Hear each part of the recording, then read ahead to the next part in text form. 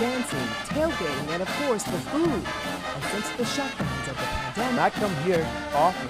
it means more than ever to folks like retired Marine Corps Lieutenant General Willie J. Williams, who is revered on the Stillman College campus.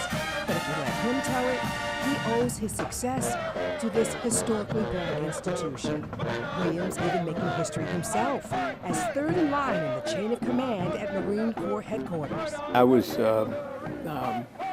one of the first 3 African Americans to be promoted to 3-star general in the Marine Corps, in the history of the Marine Corps. When I was in 69, 70, as I was preparing to leave high school, I had no intentions of attending college.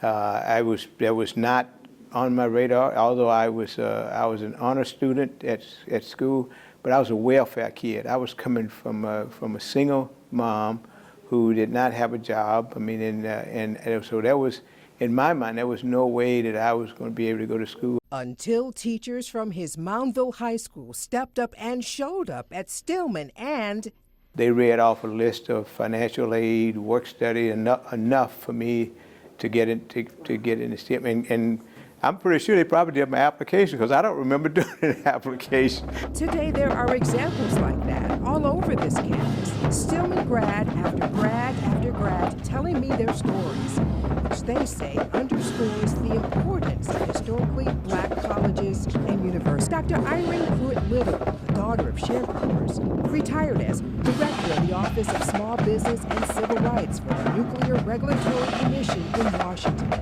Even now, when I hear young people say, I'm for Alabama, I'm for Alabama, it's like, I could never think that, because Alabama was not an option for me. HBCUs were born because African Americans were excluded, not allowed to attend colleges and universities in the U.S., where white students at HBCUs flourished as incubators, growing up leaders immersed in African American culture and academic excellence. People here just call it family. Dr. Lawrence Potter Jr.'s grandfather and father all went to historically black colleges. Growing up, I knew the power of an HBCU. Many of my teachers were graduates of HBCUs. So Stillman has given me, I think, viewpoint, it's given me perspective, it's given me foundation to really think with a widening of understanding. And I think that that's what HBCUs do. They forced me to tap into my full potential that I didn't necessarily know that I had until I kept practicing doing the things that I was uncomfortable with doing. So that's pretty much kind of like what Stillman did for me, man.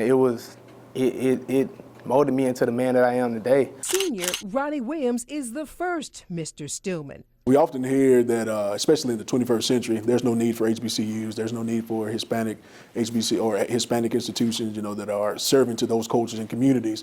But I'd say they're needed more now than they were at their establishment. Dean DeMarcus Hobson is the director of the Black Male Initiative, which recently received a $100,000 check from the Alabama Power Foundation for its mission to help ensure black men who start on campus stay in school until they... The majority of our scholars are from Alabama, and the chances and the likelihood of them actually matriculating through the graduation, slim to none. As students of the data, 11% actually. So the BMI program helps become the counter narrative. To become more efficient. So we're seeing our numbers in terms of participation in the classroom go up. So a student who came extremely non-traditional, I believe it was a 1.4 was his high school transcript, 3.8 at the college level. Scholars who are turning a 2.5 into a 3.8. Dean Hobson says because students can get something here they can't get anywhere else is precisely why America needs HBCUs. 1, 2, 3, hey! When I hear the Alphas chant on the yard, when I hear the Deltas chant on the yard, and when I see those strolls, I'm reminded of our ancestors. And other cultures may not really see it and understand it, but for those of us that do, why not? Come and get some. When I hear their question, my response is always, why not? You can be your authentic self. So why not? You find that you can be who you are. You can show up wholly. And in many other institutions, those are spaces and places that you can't do. So being wholly who you are and truly in your authentic self, that's why an HBCU in the 21st century.